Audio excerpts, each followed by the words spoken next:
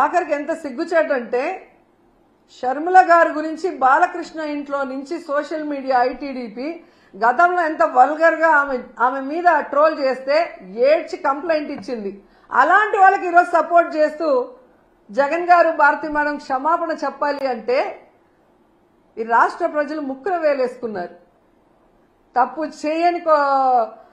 చేయని మన కొమ్మినేనిని అరెస్ట్ చేయడమే కాకుండా ఏ తప్పుడు మాటలు ప్రసారం చేయని సాక్షి ఆఫీసుల మీద దాడి చేస్తుంటే వాటిని ఖండించదు ఈ షర్మిల గారు గాని ఈ రేణుకా చౌదరి. ఇంతమంది ఆడవాళ్ళని రేప్ చేస్తున్నారు, నరికేస్తున్నారు. అలాంటి వాళ్ళ గురించి మాట్లాడరు ఒక ఆడవాళ్ళ ఉండి. కానీ జగన్ గారు భారతి మేడం గారి గురించి మాట్లాడాలంటే ఒంటికాలతో వస్తారు. ఈరోజు రాష్ట్ర ప్రజలకు తెలుసు జగన్మోహన్ రెడ్డి గారు గాని భారతి మేడం గాని ఏ రోజు ఏ ఆడపడుచు గురించి తప్పుగా మాట్లాడిన దాఖలాలు లేవు. జగన్ గారైతే ప్రతి ఆడపడుచుని ఒక తల్లిలాగా, ఒక అక్కలాగా, ఒక చెల్లిలాగా ఎంత అభిమానంగా భావించి వారికి మంచి చేయాలన్న ఆలోచనతోనే మహిళలకి గౌరవాన్ని పెంచే విధంగా, వాళ్ళు ఆర్థికంగా ఎదిగే విధంగా, రాజకీయంగా ఎదిగే విధంగా 5 సంవత్సరాల కాలంలో ఆయన పరిపాలించి సంక్షేమాన్ని అందించారో ప్రతి ఒక్కరికి తెలుసు. అలాంటి గొప్ప వ్యక్తిని టార్గెట్ చేసి ఈరోజు మాట్లాడుతున్న మాటలు చూస్తుంటే రక్తం మరుగుతుంది. చాలా తప్పు చేస్తున్నారు తెలుగుదేశం పార్టీ వాళ్ళు, పవన్ కళ్యాణ్ గారు, లోకేష్ గారు. మీరు చేసే తప్పులు ప్రజలు గమనిస్తున్నారు. ప్రజలకు చేయాల్సిన సంక్షేమం అభివృద్ధి చేయకుండా గాలి కొదిలేసి ఈరోజు ప్రతిపక్షం అనేది లేకుండా చేసి ఈ రాష్ట్రాన్ని అమ్మేసి పారిపోదాం అనుకుంటున్నారేమో. ఈరోజు రైతుల్లో చైతన్యం వచ్చి రోడ్డు మీదకి వచ్చారు. టీచర్స్ లో చైతన్యం వచ్చి రోజు రోడ్ల మీద తిరుగుతున్నారు ధర్నాలు చేసుకుంటూ. వాలంటీర్స్ రోడ్డు మీదకి వచ్చారు. మహిళలు ఈ రోజు రోడ్డు మీదకి వచ్చారు. మీ పరిపాలనలో ప్రతి ఒక్కరు రోడ్డు మీదకి వచ్చి మీ మీద ధర్నా చేస్తున్నారు. మీ ప్రభుత్వం ఫెయిల్యూర్, అరాచక ప్రభుత్వం, అవినీతి ప్రభుత్వం, తెలుగుదేశం పార్టీ ప్రభుత్వాన్ని రోడ్డెక్కి ఈరోజు మీరు వద్దు అని డౌన్ అంటున్నారు. వాటిని సరిదిద్దుకోవడానికి ట్రై చేయండి. ఇప్పటికైనా మహిళల రక్షణ మీద, మహిళా సంక్షేమం మీద దృష్టి పెట్టండి. డీజీపీ గారితో, స్పెషల్ ఇంటెలిజెన్స్ చీఫ్ తో, కూటమి ప్రభుత్వంలో ఉన్న ముఖ్య నాయకులు, హోమ్ మినిస్టర్ కూర్చొని ఎందుకు ఇలా జరుగుతుంది, మనలో ఎక్కడ లోపం ఉంది, మనం ఎక్కడ ఫెయిల్యూర్ అయ్యామనేది తెలుసుకోండి, దాన్ని సరిదిద్దండి. ఈరోజు మీరు విచ్చలవిడిగా గంజాయి, మద్యము, డ్రగ్స్ ఈ రాష్ట్రంలో విచ్చలవిడిగా అందుబాటులో తీసుకొచ్చారు కాబట్టి ఆడవాళ్ల జీవితాలు నాశనం అయిపోతున్నాయన్న విషయాన్ని తెలుసుకుని వాటన్నిటినీ కూడా రూపుమాపాలని కూడా ఈ సందర్భంగా కోరుకుంటున్నాను. అలాగే రెడ్ బుక్, రాజ్యాంగం అంటూ అక్రమ కేసులు పెట్టడానికి పోలీసులు ఉపయోగించకుండా అవి పక్కన పెట్టి లా అండ్ ఆర్డర్ ని కాపాడండి. ప్రజలకు ఒక ప్రశాంతమైన వాతావరణాన్ని అందించండి.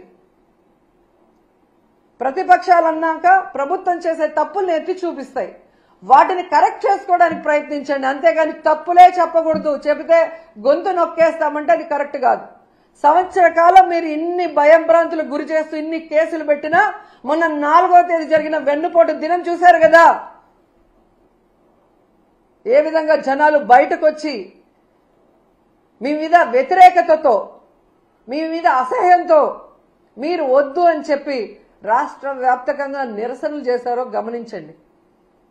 అవన్నీ డైవర్ట్ చేయడానికి ఈరోజు కొమ్మినేని గారిని అరెస్ట్ చేసి డైవర్షన్ పాలిటిక్స్ చేయాలనుకుంటే రాష్ట్రంలో ఉన్న ప్రజలు వెర్రోళ్లు కాదు, చాలా తెలివైన వాళ్ళు, అన్ని గమనిస్తున్నారు.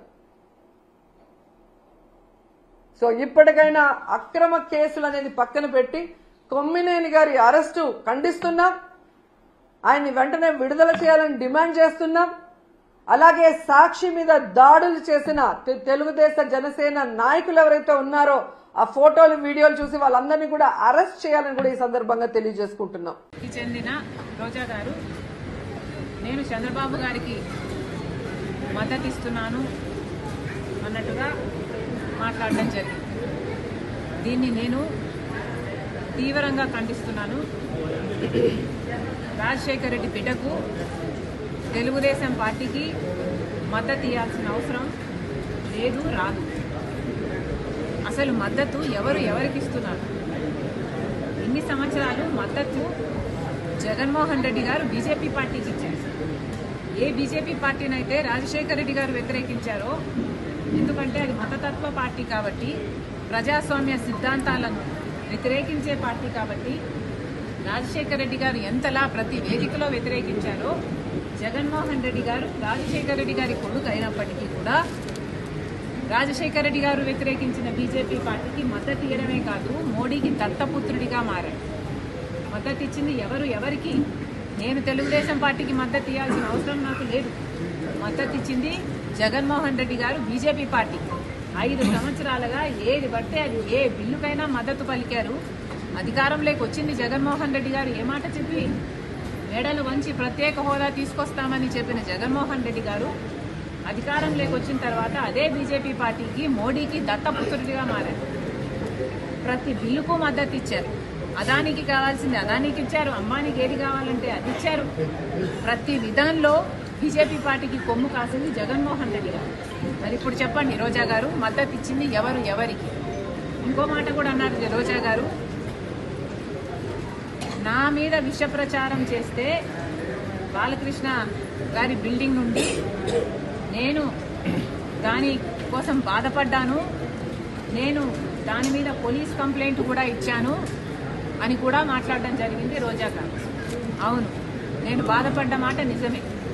మరి నేను ఒక బయట వ్యక్తి నా మీద విష ప్రచారం చేసినందుకు నేను అంత బాధపడితే, మరి మీరు వైసీపీ వారు, నా సొంత వారు, నా కుటుంబం, నా రక్త సంబంధం, మీరు అదే విష ప్రచారం చేస్తే ఇంకా నేను ఎంత బాధపడున్నా? మీ సైతాన్ సైన్యం చేత నేను రాజశేఖర రెడ్డికే పుట్టలేదన్నారు, విజయం అక్రమ సంతానం అన్నారు, నాకు ఇతరులతో సంబంధాలు అంటకట్టారు, నన్ను కనీసం ఒక మహిళగా చూసారా, కనీసం ఒక తల్లనన్నా గుర్తుపెట్టుకున్నారు, ఎంత దూషించారు. అసలు రక్త సంబంధాల గురించి, అక్క చెల్లెల గురించి మీకేం తెలుసు? మీకు అక్క చెల్లెలు అంటే ఒక భూత పదం మాత్రమే. రక్త సంబంధం గురించి, అక్క చెల్లెల గురించి మీరు మాట్లాడితే చాలా అసహ్యంగా ఉంది. రక్త సంబంధం గురించి ఏమిటో నన్ను అడగండి, నేను చెప్తా. రక్త సంబంధం అంటే అన్న కష్టాలలో ఉన్నాడు కాబట్టి మాట అడగంగానే పాదయాత్రకు బయలుదేరడం. నా బిడ్డలను కాదనుకున్నా, నా భర్తను కాదనుకున్నా, ఒక్కటి కూడా ప్రతిఫలం ఆశించకుండా 3000 ఎన్నో కిలోమీటర్లు పాదయాత్ర చేసిన దాన్ని నేను మండుటి ఎండలో. ఈ రక్త సంబంధానికి ఇచ్చిన విలువ నేను. రక్త సంబంధం కోసం ఏ కార్యక్రమం చేయమంటే ఆ కార్యక్రమం, సమైక్యాంధ్ర కోసం తిరిగాను, బాయ్ బాయ్ బాబు క్యాంపెయిన్ చేశాను, మీరు ఏది చేయమంటే అది చేశాను. ఆఖరికి జగన్మోహన్ రెడ్డి గారు చేయి చాపి పాపా నీ ప్రాణం నాకు ఇచ్చేయన్నా ఇచ్చేసేదాన్ని నేను. అంతలా ప్రేమించాను నేను జగన్మోహన్ రెడ్డి గారు. అది రక్త సంబంధం. ఇలా రక్త సంబంధం గురించి మాట్లాడేది సిగ్గుండాలి. అసలు ఏ రోజైతే మీరు తల్లిని చెల్లిని కాదనుకున్నారో, వేరు చేసుకున్నారో, ఆ రోజే మీరు మనుషుల కింద మీ జాబితాలోకి, మీరు మనిషి జాబితాలోకి రావడం మీరు మానేశారు. నిజానికి ఏ రోజైతే విజయమ్మ గారిని మీరు అవమానించారో, ఏ రోజైతే మీరు విజయమ్మ గారిని పార్టీ నుంచి వెళ్ళగొట్టారో, ఆ రోజే మీ పతనానికి నాంది, పతనానికి నాంది పలికింది ఆ రోజే. మళ్ళీ చెప్తున్నాం, మహిళలను గౌరవించడం నేర్చుకోండి.